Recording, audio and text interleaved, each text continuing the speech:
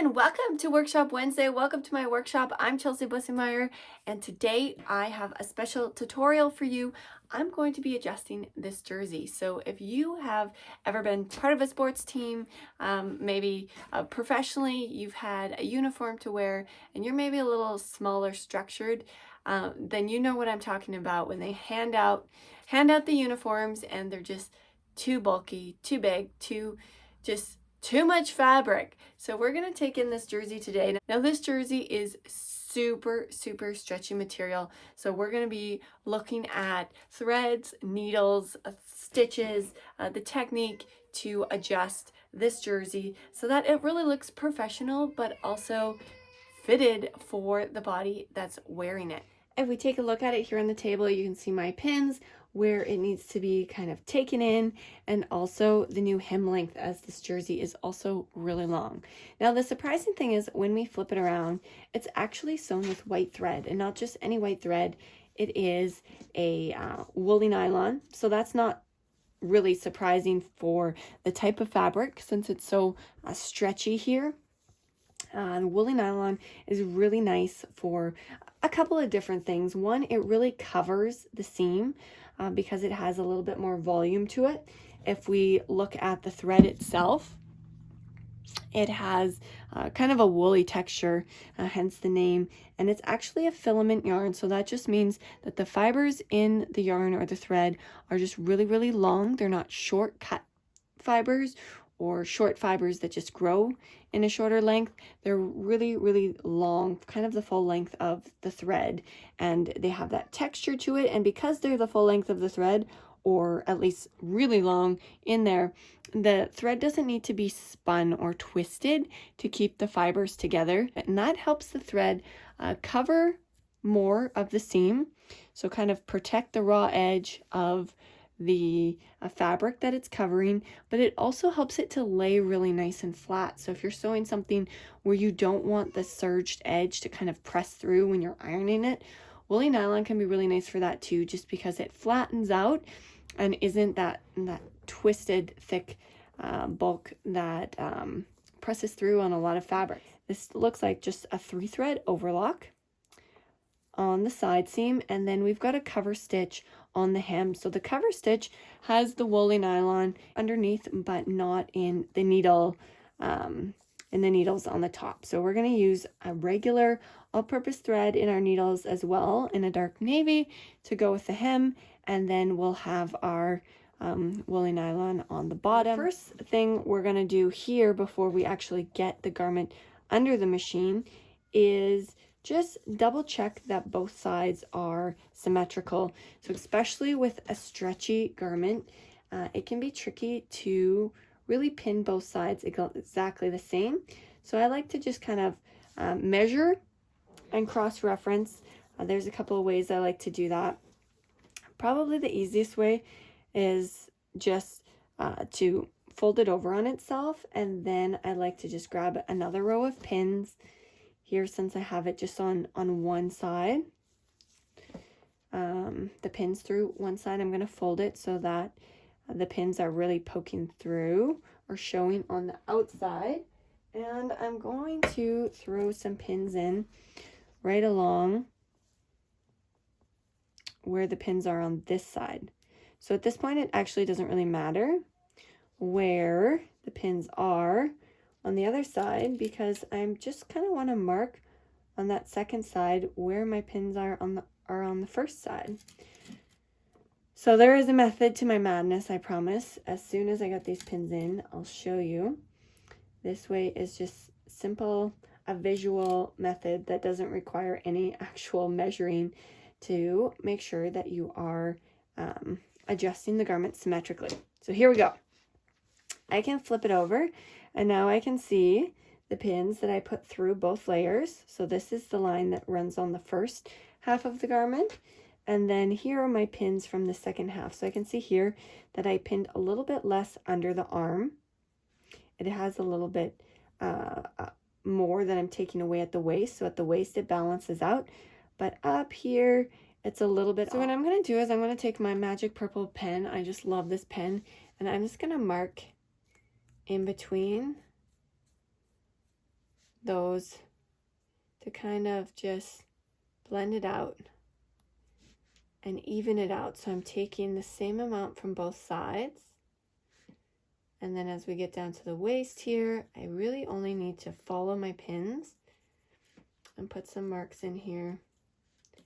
Bring it out at the waist, over the hips, and blend into our original side seam.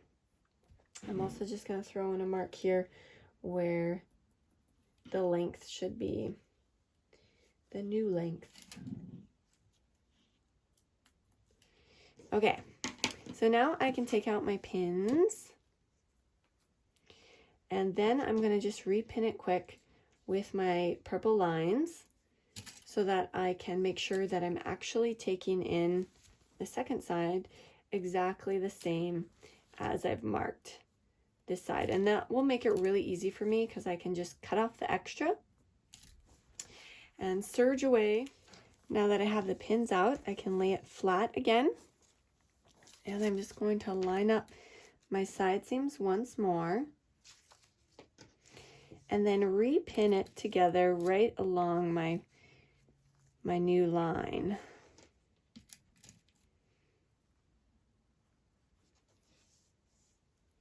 So making sure everything's nicely aligned. You can see due to the angle of the arm side here, the side seam doesn't really line up exactly when I pin it together under the armpit, but it's not very much. So what I'm going to do is I'm just going to ease in that extra length. So it's actually the front arm side that has a little extra length since it's cut out in eraser back. But we'll get to that in a minute. What I'm going to do here first is just simply trim down this side so that I'm just removing the exact same amount from both.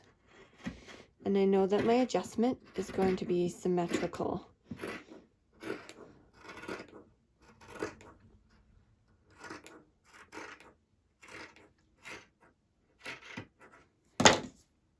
There we go.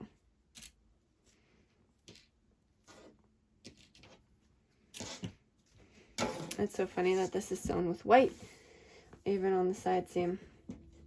Yeah, so we have that little bit of extra length in the front. So I'm just going to ease that in right across the bust. So rather than bringing this arm side down, which would be a whole lot of extra hassle, easing in that extra fullness, especially in a stretchy garment like this, right across the bust, gives her kind of that extra length and volume across the bust and helps me align my side seams and makes my whole alteration process easier, because this is what we want, whatever we're doing, whether we're doing an alteration, making a new garment from scratch. We always want to take the route that's going to be the quickest and easiest, but the one that's going to have the best result. So this way, we're going to have a fantastic result in our garment without making it unnecessarily complicated for ourselves. So the other thing is I need to remove some of the length of the hem. So I'm just going to lay the hem on itself now. And I'm just going to line up the side seams. It's always best to line up those side seams when you cut the hem, and then make sure that you have a nice right angle how you cut into the garment on both the front and the back. We can see here that there's a slight curve to it. There's a little extra length on the side seam. So I'm just going to once again put a pin at my marking, and then I can flip it around and see how it is comparatively to this side. There's a tiny little bit of height difference. I'm going to take out my little ruler that I just absolutely love for measuring hems. This guy here is my favorite. So the finished hem we want to have right at 10 centimeters, and the seam allowance is going to be 2 centimeters. So I'm just going to cut off 8 centimeters all the way along the bottom. Having kind of a ruler with a grid on it is just so handy for projects like this, as you can really make your line at a right angle to that center front and center back so that you know it's not going to end up with a point. There we go. And then if we need a slight curve to it, we can have that curve in the garment as it crests around the side seam here.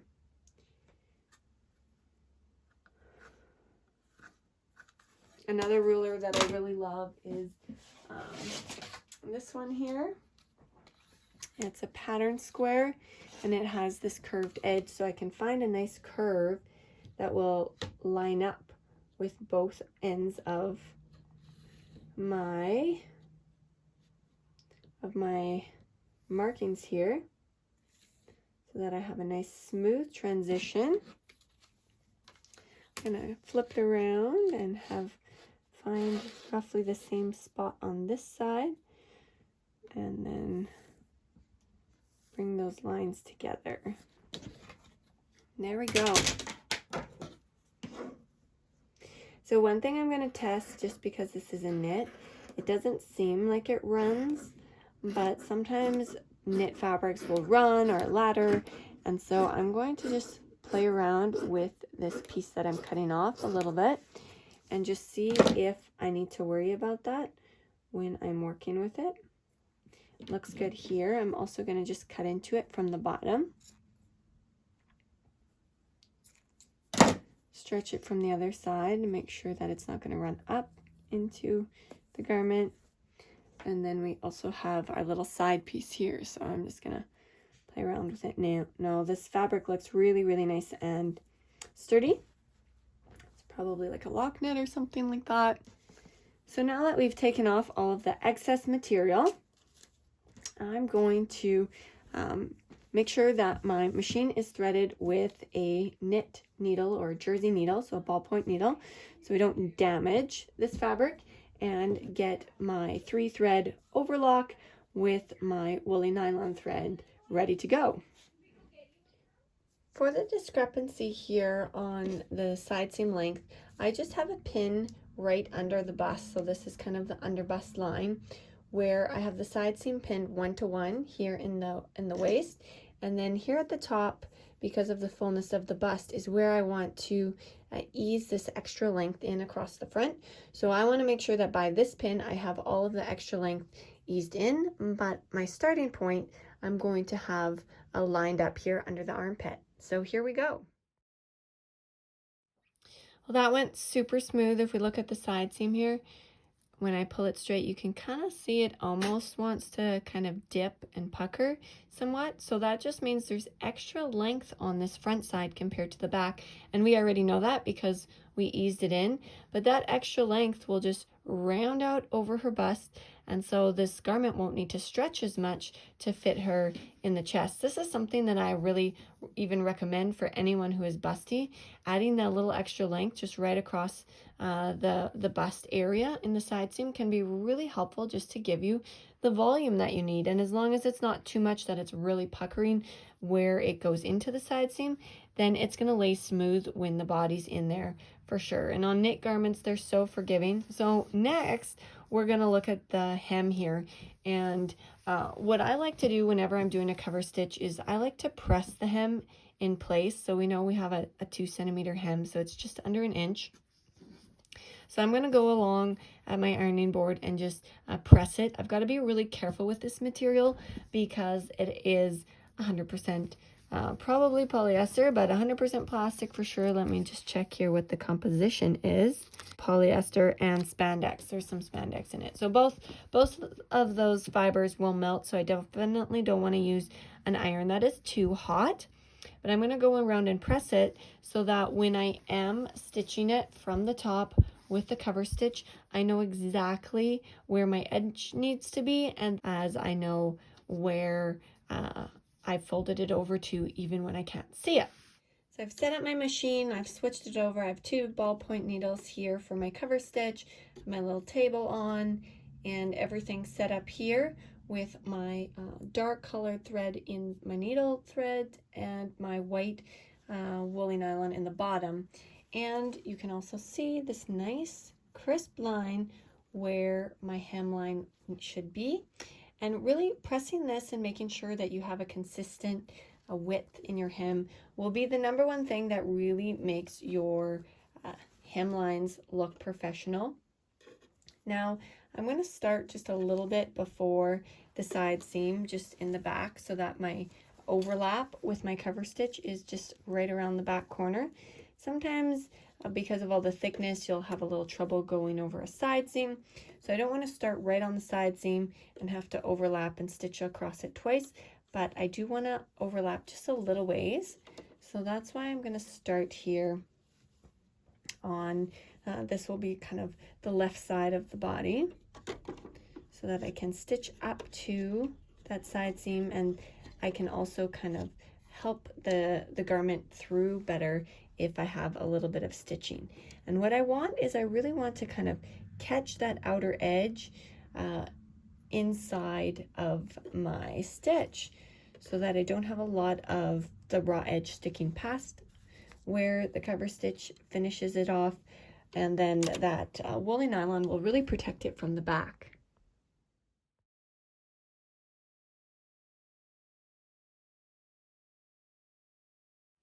So here we go. I always like to pull my threads through and then knot them together at the end of a cover stitch so that it doesn't unravel back around the garment. But you can see the white woolly nylon thread here covering that edge really nicely, and then we've got our dark thread on the outside. So we have our really nice stretchy hem.